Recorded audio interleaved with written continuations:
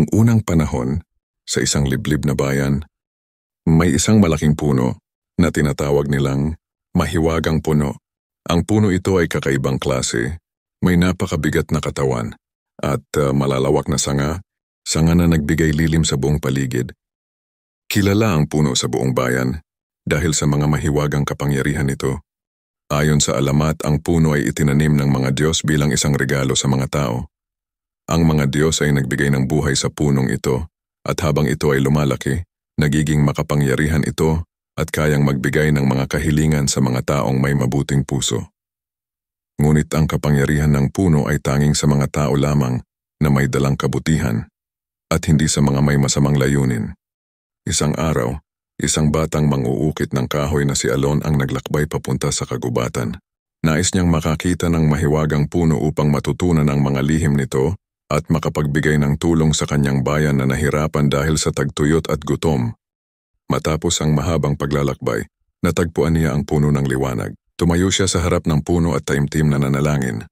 O mahiwagang puno, ako'y lumalapit upang humingi ng tulong para sa aming bayan. Ipagkaloob mo sana sa amin ang biyaya ng ulan at masaganang ani. Nagkaroon ng ilang sandali ng katahimikan at ang puno ay nagbigay ng sagot. Isang kakaibang tinig ang umabot sa kanyang pandinig. Alon, hindi kami nagbibigay ng biyaya ng walang kapalit. Ang inyong bayan ay kailangang matutong mag-alaga sa kalikasan at igalang ang mga nilalang sa paligid. Ang mga salitang ito ay nagbigay kay Alon ng malalim na pangunawa. Binigyan siya ng puno ng liwanag ng isang binhi mula sa mga sanga nito at sinabi, "Itanim mo ito sa iyong bayan at magtulungan kayong mag-alaga sa kalikasan. Kapag nalamnan ng pagmamahal at pag-aalaga, darating ang biyaya." Bumalik si Alon sa kanyang bayan at itinanim ang binhi sa isang maliit na bukirin. Kasama ang mga tao, inalagaan nila ito, pinangalagaan ang kagubatan, at natutunan nilang magbigay-pugay sa likas na yaman. Hindi nagtagal, nagsimula ang ulan at dumami ang ani. Sa bawat taon, ang binhi ay naging isang matatag na puno na nagbigay ng kasaganaan at liwanag sa buong bayan.